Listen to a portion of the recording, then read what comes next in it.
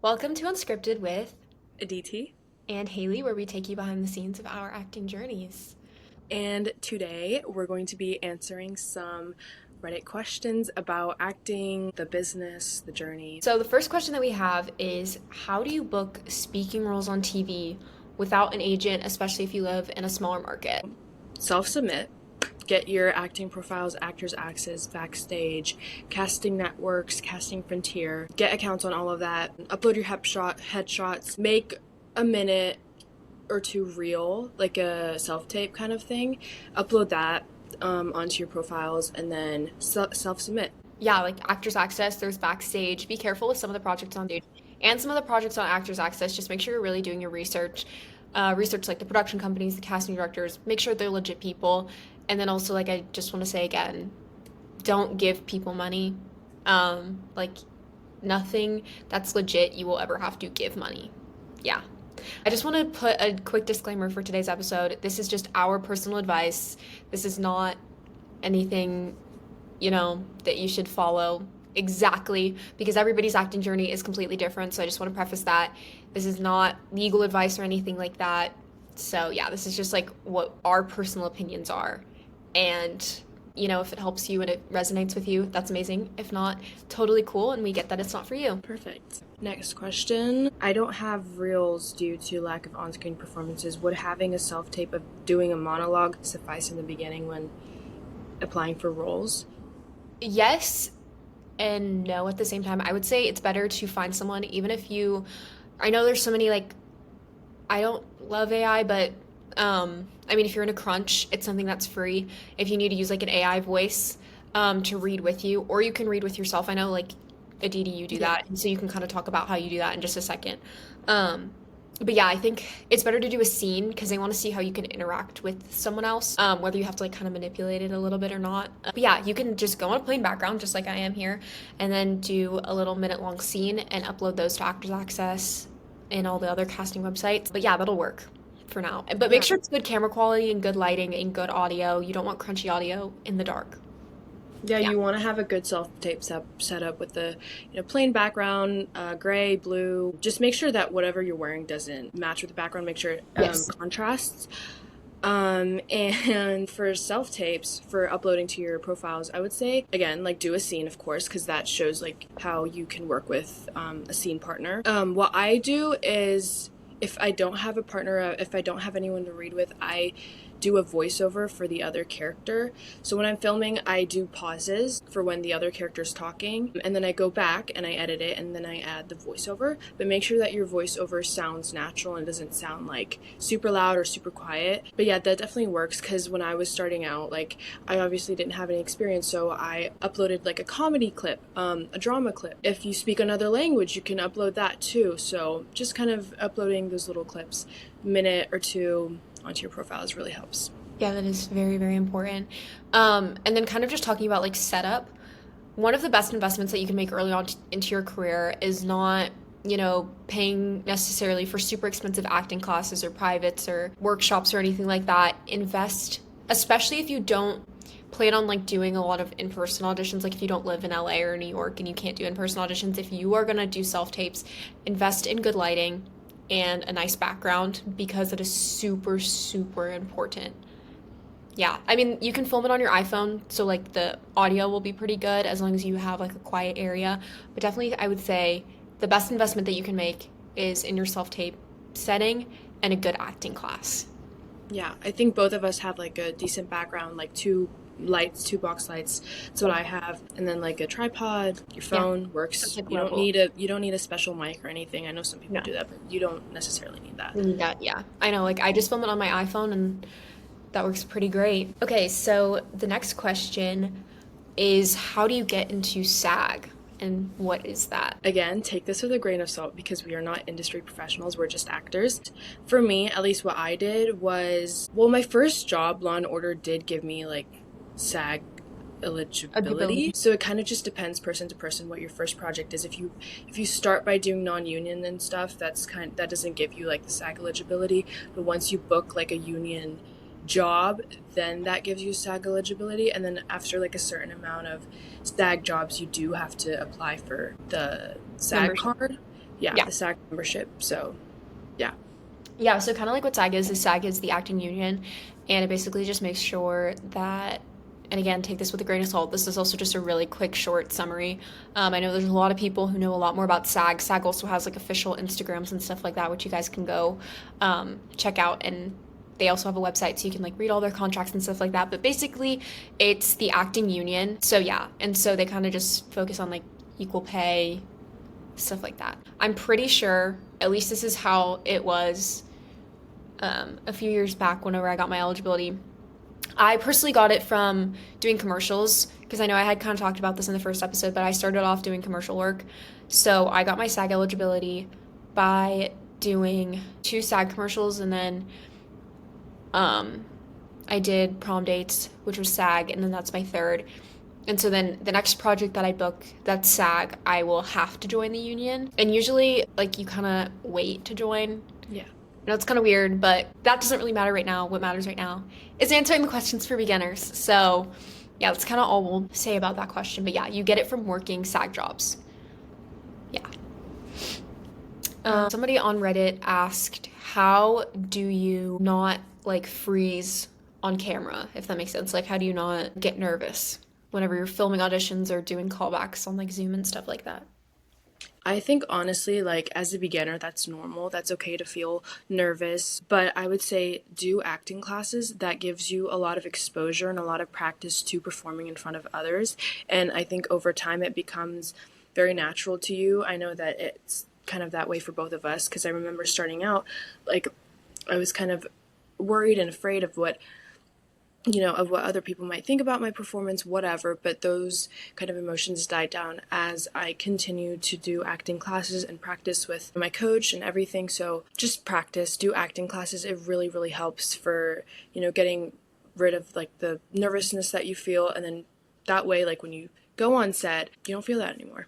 Absolutely. I also think just like for filming and stuff, especially if like you're in an acting class or you're filming a self-tape or you're on a Zoom callback with like 10 producers, just focusing really on your work with the character, because I feel like whenever you're really dropped into a character, you are that character, and it's like you're present in the environment where the character's at, and you're not, it doesn't feel like you're in an audition. So I would say to just really hone in on your work, on your character. And then also just, take deep breaths, like things like that, like breath work really works. Also like loosening out your body, doing some stretches. I think that helps. Having water with you is really great because I find that like whenever I'm nervous, like my mouth is dry, or it helps ground you, if that makes sense. Like it gives you something to also like fidget with if you are in a callback or something, and they're trying to ask you questions. You can like sip on water so it like slows you down and grounds you. But just find something like that.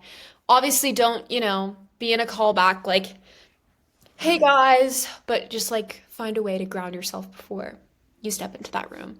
But it is Yeah. completely normal.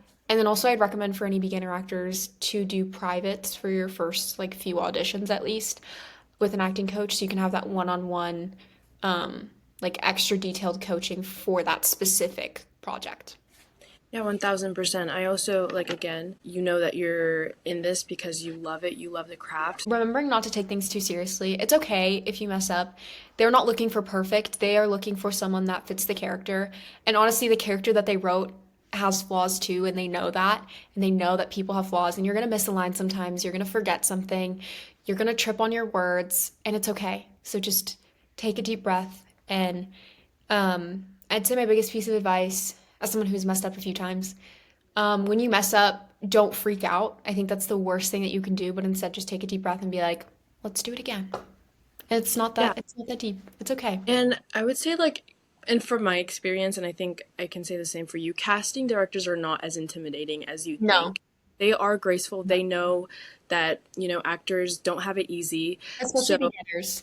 yeah, especially beginners. So don't be scared. It's okay to mess up and make mistakes. That's okay. And if you're in class, and if you're nervous, just know that everyone here in that class is here for the same reason, to become a better actor. So I think just knowing that really helps kind of ground yourself down. Absolutely. And adding on to that, casting directors want to find somebody who's perfect for the role. Whether that means, they mess up on their line in a callback or audition or not. They are just trying to find someone who's perfect for the role. And they want you to succeed. They want to see you book things. They wouldn't call you in if they didn't want to see you succeed and do well. So just remember that and have confidence in that. Also, I'm just going to add, this is kind of different, but I know that sometimes when you get a call back, but you never, and you don't book the job, I think that a lot of times that kind of makes you feel like you did something wrong. But honestly, like there's a million different reasons why they maybe didn't choose you. It could be your hair color, your height. It's not anything personal or even about your performance at times. So I would just say, keep auditioning, keep going, and you'll get that job. Absolutely. Somebody wants to know, what is the best practice outside of acting class that you can do that's like free? So I would say like the best practice outside of an acting class is obviously like watching shows. That's what every actor should be doing, watching what's going on right now, and also watching the shows and characters that you love and the things that you want to possibly be on. That really, really helps kind of understand like the dynamics of a show, the types of characters that you want to portray. It really just helps you understand those kinds of characters so that when you do it, you kind of have an understanding. And also, I think I've read this in a book a couple times, in like acting books, but a lot of people love to observe certain environments and certain lifestyles of a character, and this kind of goes into method acting, but yeah. I think just looking up what I used to do whenever I struggled with like crying on cue, what I did was I looked up sad monologues there's Pinterest, like you can Google them, go like to Google Images, and I would literally just find these like monologues. It doesn't matter if it's good writing, bad writing, whatever. Just find any monologues, find any scripts that you can, whether it's, there's a website called Script Plug. I think that's what it's called, right? Yeah. Yeah, it's called like the Script Plug. Look that up. Find scripts from your favorite TV shows and just practice them. Practice them, record yourself, watch yourself back, notice any things that you can change, and give yourself corrections and do those corrections. Yeah, I think the best practice outside of acting class is just continuing to practice your craft. Also, there's so many good acting books out there. Read acting books. Yeah. Listen and watch other acting podcasts. I know we have one. You should listen to us, yes, but also listen to other, actors' podcasts. Watch, like, the Actors on Actors, and they talk about their projects and their processes. And those are the most successful actors currently on screen, and they will talk for like an hour about their process and stuff and about characters that they've played. So I think they give a lot of really great advice, and it shows that the hard work pays off. I agree. I think just doing everything you can, reading books, watching YouTube videos, listening to podcasts. Also, I remember when I was first starting out, I was part of a Facebook group, and a lot of times people would, post a short clip of themselves doing a monologue or a scene or something, and a bunch of like acting coaches and Agents and stuff. even agents, and yeah, exactly, they would comment sometimes on how to improve your scene. So definitely do that. Yeah, Facebook groups are another huge thing. This kind of leads into our next question. How do you find an agent, whether you have credits, don't have credits, whatever it might be? I'm going to say Facebook groups.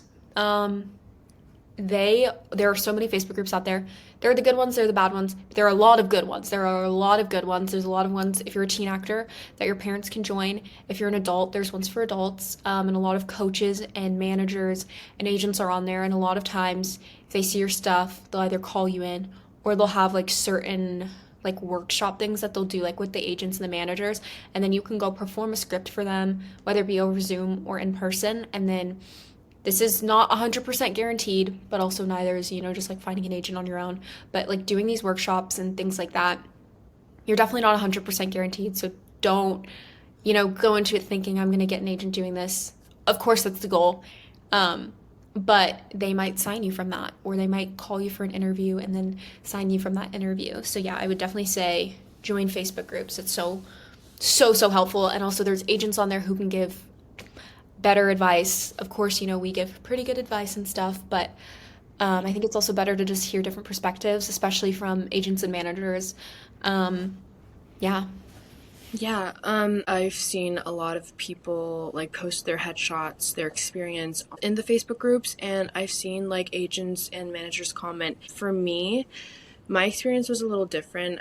Obviously, it's going to be different from person to person, but for me, I did an acting showcase through my acting classes, and that's how I got my first manager. So, again, like doing showcases is also a great option. Absolutely. Yeah. There's so many ways, and I think that's just another thing that we want to stress is there's so many ways.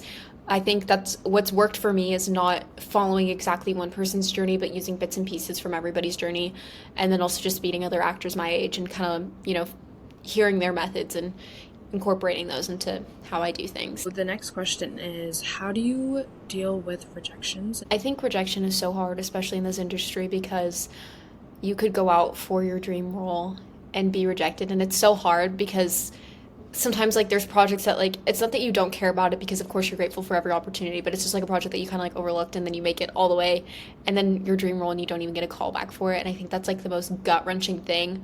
But also I think it's really important to remember and think about how grateful you are to even be in that room.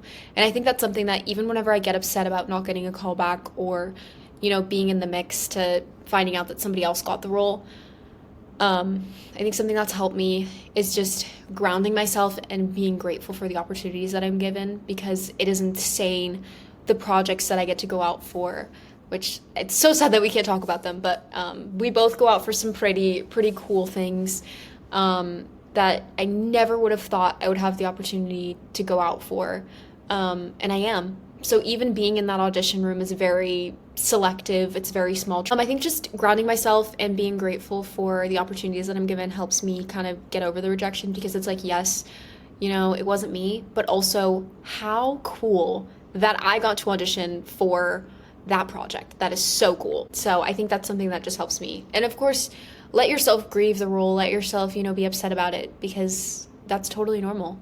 Especially whenever you have a big dream and a passion for something and it doesn't exactly go the way you planned it, that's normal. Yeah, again, like looking at the positive side of things, you might have been rejected for your dream role, but that doesn't mean that like you still had the opportunity to audition for that show or that movie or whatever. So just being grateful and just understanding that every single audition that you get is another opportunity for you to practice and flex that muscle.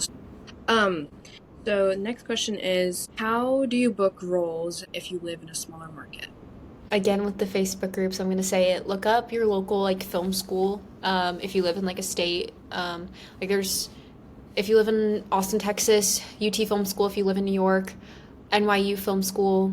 If you live in California, UCLA, USC, Chapman, all those.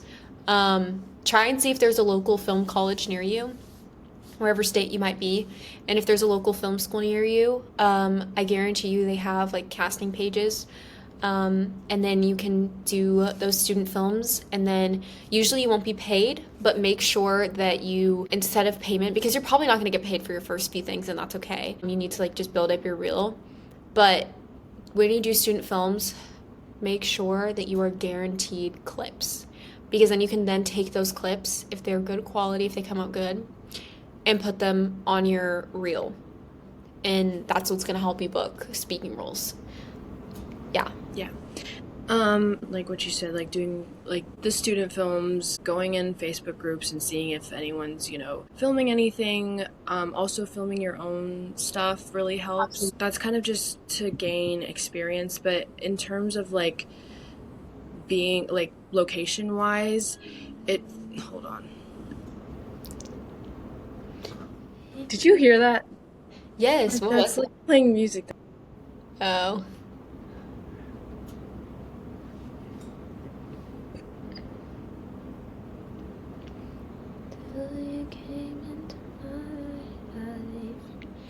In terms of like location, I don't think it matters so much, because if you have an agency like based in LA or New York or Atlanta, they can still submit you for things, as long as you can travel or do the whole expenses thing yourself. So I think I mean, it just depends though too, like age and luck. Like I hate to say it, like I know there's a lot of people answering the questions on, Reddit and being like luck. Like I wouldn't call it luck, but more of like being in the right place at the right time. Yeah. Like finding an agency whenever they're looking for people and they're open for submitting and they're scouting.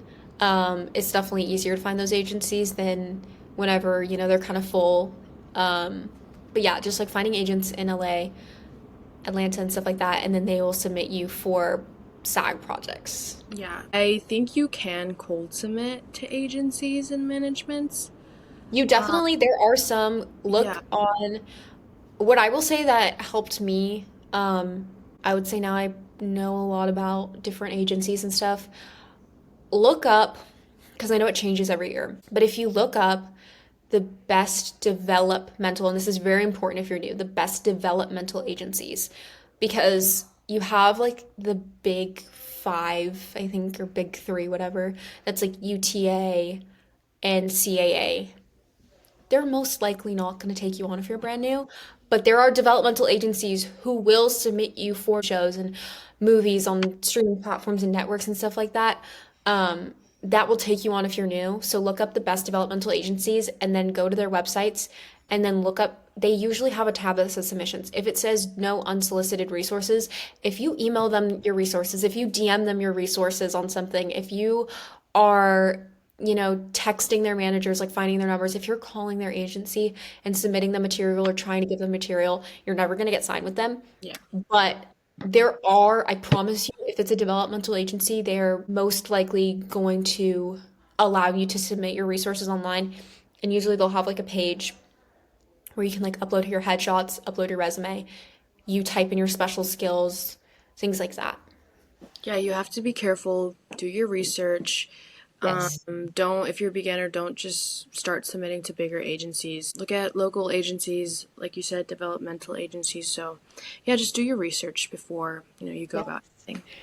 Yes. I think that concludes today's episode where we answered questions on a Reddit thread. So we hope you guys enjoyed. Yeah, thank you so much for listening. Again, take this with a grain of salt. This is just what we've learned Our from our journeys, opinions. our experiences. So, again, like do your research, listen to other podcasts, YouTube videos, Facebook groups, whatever. Just do your research. But thank you for listening. Yes, thank you. We Love love you. you. Bye. Bye.